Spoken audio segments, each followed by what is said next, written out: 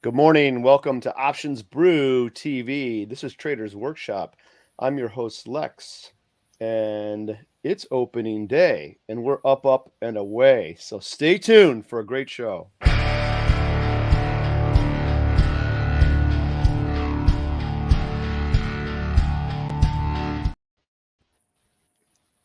I knew we'd have a baseball guy. It's opening day. We even have a poet. We've got a poet and a baseball guy. Yeah, I know that rhymed, didn't it? And Yeah. the up, and away part was supposed to be, because this market is up, and away, right? It's been crazy. Is Jason, you there? We're gonna have to get him something better than the dial-up modem. Look at it, he's stuck. How are you, Mark? Well, he's getting unstuck. I'm doing well. Right, I'm watching this market drift up, and away. Yeah. So what's up with that? No pun intended. I don't know. I'm one of these guys who's like, I don't see the greatness in this economy right now. They're doing everything in their power to make it hard. What am I missing? Oh, have you turned bearish? I'm not bearish, but I mean, how can it be good to not let people produce? I just don't understand that. Tax everything that rate cuts in the future. Is that what's going on? I think we're very optimistic about this as a market. Well, I mean, I think that's part of it, but I think also there's a lot of dealer hedging right now for what we were going to talk about today with our equity hedge fund there from JP Morgan. So I totally agree. I think it's a conflation of those two factors, right? Like you get a little bit of optimism, and that feeds into the dealer positioning, and then that reinforces the optimism, and then that time passes as all this is happening, and the decay. No, I totally agree. They're reflexive. Yeah. So you're thinking then that some of this dealer stuff is pushing this, as well as a bit of an outlook that might be a lower interest rate environment. Yeah. Does that mean SVB gets reinstated if interest rates go down because their bonds look a little better? Do you have a deposit with SVB that you're just hoping for that? I'm kind of, yeah, come on. Silicon Valley Bank is where I do business, right? It's not true. I'm still mystified how that gets by the risk panel at a big bank. The 16th largest bank. I just don't understand that. No one does, I don't think. The FDIC didn't have answers. The Treasury didn't have answers earlier this week. It's a major risk management flaw. All right. Well, let's go to the board. We're in Volin first. So let's have a look at this, where the levels are right now. So what do you got for us, Jason? Yeah, oh, by the way, speaking of Jason, hold on. What the heck are you wearing, by the way? You're wearing a baseball fit. I know you're still in T-ball, but what's your batting average? What's your batting average? Like 600 in T-ball? Actually, yeah, something like that. But actually, I'll tell you a funny story. Like, I never played slow pitch softball, and then I got, when I first moved out of the house and I was, moved down to DC, I was on my first slow pitch softball at bat. Yep. I struck out. You talking about 16-inch softball or 12-inch? No, the 12-inch ones. Yeah, with the mitts. You play with the baseball first two, yeah. I mean, I was so used to baseball that the first two, like I couldn't, I just couldn't pull the trigger. And then the third pitch, I swung as hard as I can, fell to the ground, and missed the ball completely. So, so you let two strikes go by in softball, and then you whiffed on the third. Oh, with in spectacular fashion. I hope there's a video of this somewhere. Yeah, I don't even know what to say. No, there wasn't. But I mean, it was something to behold. I think I'm sure. I got laughed at for the rest of I could have hit 6 home runs in a row. I would have still gotten laughed at about that. All right. Yeah, but I mean, I'm wearing the Nationals jersey later on. I guess before we end the show. I promised a free month of Volin for anybody who can guess who this jersey is of, but and it'll basically be a contest of who can go on Google the most, because it's somebody pretty obscure that was one of my favorite players years ago. But anyway, Jeez. um, I don't even have a guess. but anyway, we've got Volland up, right? So Yep. I might as well talk about it. For a while on this show in our Discord, we were talking about how profound the JPM hedged equity strikes are, particularly at 40.65. And I have up here Charm because this expires tomorrow. So Charm is going to have a huge impact. Since it's a very large trade, 40,000 contracts. The JPM is short 40.65 calls, which means that the dealers are long those calls. And that means that they are unwinding their short hedge as time goes on. So here at 40.65 is probably where I think like a top is going to be. I mean, it could extend a little bit to 40.75 or so. But for this week, we'll probably close pretty close to 40.65 so that they don't have to hedge so much. And you can see how profound it is, how much the charm is on this option. But then after it expires on Friday, it dwindles to almost nothing. I mean, it's still all negative. So, I mean, there's still something there. Yeah. But if we have any kind of vol expansion, we're going to be taken down by Vanna pretty hard.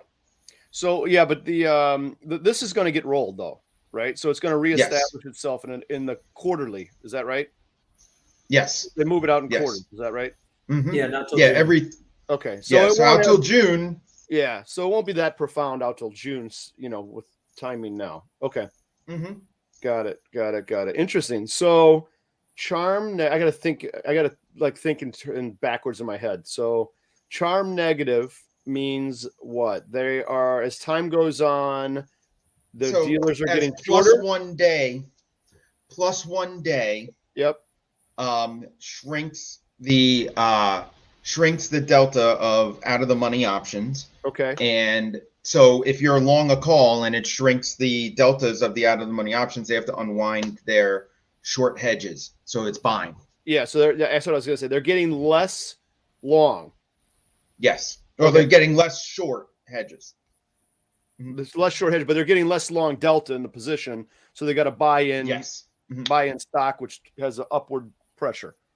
Got it. That's right. Okay. That's right. Got it. Well, the dynamics of it, I think, are really interesting in terms of the timing of this, like, inflation sentiment, right? That, like, all this is definitely feeding into that, the magnitude of that exposure, right? Because as we get very close to expiration, that delta starts to pick up on that call as we approach it just on some, broad market buying, general market bullishness.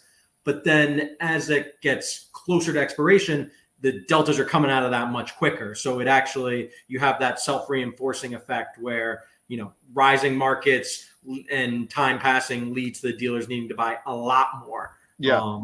And so it really creates a kind of magnet effect on that 40.65 level. Yeah, that's interesting. Here's a question I have for either one of you. Jason, you might be able to pull this up on Volland. The question I get, I'm talking about this a lot around the country, believe it or not. I'm heading to New York City tomorrow for an event. I'm not sure I'll get this, but what people ask me a lot is, how does the delta hedge, right, affect the size of the potential market move? So I guess what I'm getting at is, I think you show delta hedging, what's out there that needs to be hedged. And Mark, you were making a reference to this a few episodes ago, that it's a smaller number than you think to move the market, like 1%. And I don't know if you have that exact statistic, but there's got to be a number of delta hedging that's out there that we know has to be hedged, that if the dealers get anywhere near the full hedge, it's going to move the market 1%, 2%, something, right?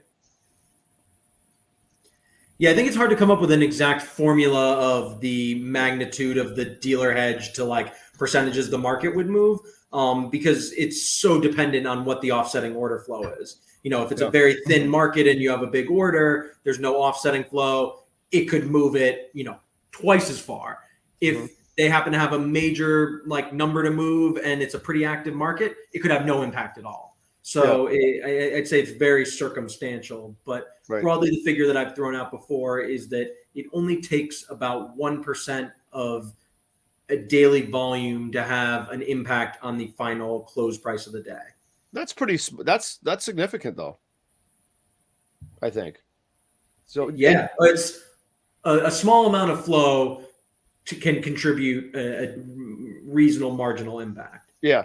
Do you do delta hedge on here, Jason? Do you show that? Yeah, I mean, we have total delta. When we actually do Voland live, Yep. it will update throughout the day. And so, I mean, we have it down to updating every minute. So, so you'll be able to see it, especially in the zero data expiration. You'll be able to see it pick up and flow in the way that it should. But deltas typically are hedged pretty quickly. It's when the deltas, it's like those second order Greeks, the Charm, the Vanna, and the Gamma. When they start really ramping up is what we could actually predict, because we don't predict new orders. I mean, that's very difficult to do unless you're Mark and you have the JPM next strikes, the Mark's price prediction. That's but right. but if you have that, then you can predict like a maybe a new trade, but it's very difficult. I mean, there's millions of trades a day. I think I put out there that we averaged not last week, but the week before, 300,000 option trades only in 0 DTE, only in SPX per day. So it's a lot. 300,000 That's trades. a lot. Trades. That's not even the volume. That's how many trades there are. Yeah, that's a lot. What's crazy So, is that probably means it's only a contract size of less than 10, right? Yeah. No, maybe it's like Right. 10 or 13, I guess. Yeah. Right. Yeah. Wow. So what we try to do is we predict, as time moves on and as the underlying moves and as implied volatility moves, market makers aren't going to hedge all of that dynamically to the second. And the reason why is because they're going to get whipsawed pretty bad, if price goes up or down. So they typically do it toward the latter part of the day and toward the beginning part of the day. So if you can trace those changes up to around, 2:30 p.m., what we like, in my Discord, we call it dealer o'clock. That's when they start to push up. If you saw yesterday's price action, you just saw that big charm spike from JPM, and you saw it's pretty much negative charm across the board right now. And zero data expiration ramped up negative charm. There was a positive charm trade in the beginning of the day, but it began to ramp up a lot of negative charm during the day. So there was a lot there. And at pretty much almost 2 o'clock exactly, you saw the bounce in the market from, I think it was like a 30, 40 point bounce. Yeah. So, I mean, that's, and we'll probably see something similar today. I mean, we're seeing already, I haven't looked at the market since the pre-market, but we're seeing already a bit of a pop that may approach or, reach like that 40.65 area. So, we're at 40.54, let's call it, right around there right now. Okay. Yeah. So, I mean, we're going to see kind of a pop. This pop isn't completely unexpected. I mean, we traded it in the Discord room, and we were positioned for it. So I mean, that's not surprising. But now, as that goes away, the delta hedging that dealers are going to have to do is going to be far more dependent on what implied volatility does, at least through April. There is some hedging below the market at 3,900. What's this big spike, Jason? Sorry. The upward spike, the big huge one that I'm looking at. I can't see it on the. This is 40.65 again. Okay, so that's the one that you 40.65. said that could be the magnet, right? The 40.65 for today. Yep. Yeah, it looks like but this is gamma, so it's not going to actually even go up much past 40.65. I mean, if we do, it'll be limited. But there's a lot of negative Vanna, and Vanna is really the largest impact once 40.65 expires, because this is all charm right now. You could see a lot of negative Vanna down here, which means if there's a vol expanding event, we could see some strong movement down here to 3,900 early in the month. Okay, cool. And right now VIX is down past 19, right? VVEX, which is the volatility of VIX, is down in the 80s now, I believe. So I mean, a fall expansion is not out of the cards there. So Okay, cool. We're getting some guesses on who your jersey is, by the way. wait till I give hints, because Well, all the there's guesses already are going to be nothing. there's already guesses. All right, who do we got? All right, so here's a question for you. What does a vol expanding movement mean? So that means implied volatility increases. So right now, even Lex, the Jim Cramer of TradingView, or what do we call it? What is Traders that Workshop. show called? Traders Workshop. The Don't Cramer even of know. Traders Workshop, who he's our sentiment indicator. I am. He's like, I don't know, the economy's kind of down, I'm we telling don't you, I'm have- going to be right on this one. You watch. We don't happy to be have- wrong, though. It's a hedge. It's called a hedge. It's an emotional hedge. Right. We don't have a ton of downside. We don't have a ton of downside hedging to reflect that. So I think, and I agree with you, the economy is kind of on shaky ground right now with all the banking issues and commercial real estate vacancy rates are up around 20%. I think I saw like 18%. Somebody online had that. Yep. So I think that there's some tremors in the market that are showing up when these interest rates keep going up. SVB notwithstanding, I mean, that one actually collapsed. So it's going to be worse. And you would expect a lot more hedging than what we're getting in order to compensate for that. And we're not getting that yet. So I think there's going to be a lot of people buying puts when there's maybe a little scare in the market. If this 3,900 spike wasn't here, this big hedge that we have here, that only appeared a couple days ago. If that wasn't there, I mean, I would say that a drop would almost be inevitable. But now that that's there, we'll probably have a lot of congestion over the next couple weeks, maybe like a little bit of a drop in order for implied volatility to expand and people to hedge.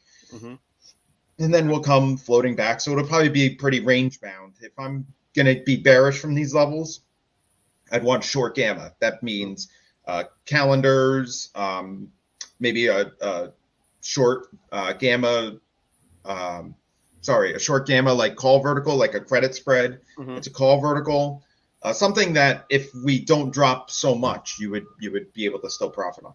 Right. Someone's asking, what about negative charm flows off the 465 JPM call if we stay below 4065? Is there? We were just talking about that. I mean, we were just talking about that. This spike will go away tomorrow. Yeah. As they roll. So there is some negative charm down here, and that's why I say we'll probably be range bound. But this is like in the 100 million area, but Vanna is going to take over. It's in the billions. Yeah. Even if you account for 10% in variance swaps or VX futures as hedging, that's still 2 billion versus 100 million. So I think this will have a more profound effect, probably starting next week, if not the week after. And then, but if we can get past next week without any major drop, especially a major drop past 3,900, then that charm will grow and it'll start pushing us back up. So that's why I say kind of range bound, lean bearish, but range bound, congested kind of stuff for the next 2-3 weeks. Got it. Okay. Mark, do you have a goal report for us? Yeah, I mean, I can talk about sort of you're on the screen, how the pricing of this has changed over time. Okay. And I mean, so the goal basically tracks exactly what the JP Morgan trade is looking to do, just in terms of the price of the out of the money call. So we look at the price of the out of the money call relative to the cost of that out of the money put. And the price or the out of the moneyness of that call has come down quite a bit. We'd probably be looking at the top green line here. That's the 90-day version of it. Earlier in the month, we were trending up, meaning they were going to get a lot of upside for that call. They had to sell, or they would have been able to sell a further out of the money call because of the steep skew that was existing and making that put spread cheaper. But now probably selling something around the 5.5% out of the money, 5.2% out of the money. So it looks like they'll reset If we hold this level, we're looking at an upside call in like the 42.60 range, would be my guess. Assuming you're buying like the 38.50, 32.40 put spread. Okay. So that you said that's tightened a little bit over the last week or so. Yeah, that call out of the moneyness has come in a little bit. Yeah, it makes sense. Vol's coming down too and flattening out that skew, right? Exactly. Yeah. Okay. Got it. Good. That's interesting to note too.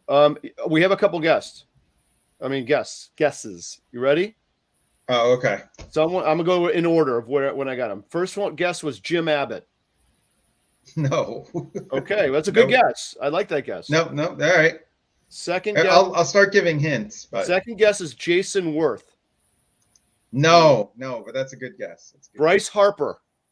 No, I said he was obscure. I know. All right. He is really obscure. So this guy, I used to go to a lot of Nats games, especially, but he was on the Nats. I think in 2012 is when I saw him, and he was like a utility player. He played mostly second base though, and he also played in the outfield. He was very young at the time, and he was the leadoff hitter for a while, and I was very excited. I liked him, and but he was traded in 2013 for Doug Fister. It was him, Ian Kroll, and a guy named Robbie Ray, who won the Cy Young Award a couple of years ago, and he was traded for Doug Fister as the Nationals were trying to rebuild a championship team, and but he's only hit like 5 homers in his career. But he was like one of those scrappy. He was one of those scrappy players, like a David Eckstein kind of player, and those are some of my favorites to watch. And then I got this jersey as a gift, and I enjoyed it. I liked it, so I wore it. And some people always commented like, "Wow, that's a blast from the past." But he was a Nationals favorite. The number was number 1. So we'll see if anybody can get it now. So number the first one, person to guess it. They're gonna get a Google. They're gonna Google it. I'm gonna Google it for gosh sakes. Here we go. I think this is a Chat GPT question. I tried Googling it and I couldn't figure it out on the fly. Well, the trade was the big thing. He was also on the Orioles for a little while. He started bouncing around. He went on What the year? Pirates, and I think he was done. What year was he on the Orioles? I think 2014. It was the year after he was on the Tigers. He was on 2013. He was on the Tigers. I got it. All right. Well, we'll have to catch the answer next time, gentlemen. It's 4:00 and I turn into a pumpkin. Yeah, I do too. All right. Well, someone got it, I think. Lumbunzarzi. Who got it? Lombardozzi. Yes, it's Steve Lombardozzi. Here you go. Shmo Yoho got it. There you go. All right. All All right. Happy trading, everyone. See you, Mark. See you, Mark. Jason, you're gonna have to give that person a freebie. Yep. I'll write it down and send it to you. All right. All right. Everyone have a good week. We'll see you next week. I got to run too. See you, Jason. All right. Take it easy. You take it easy too. Have a good one.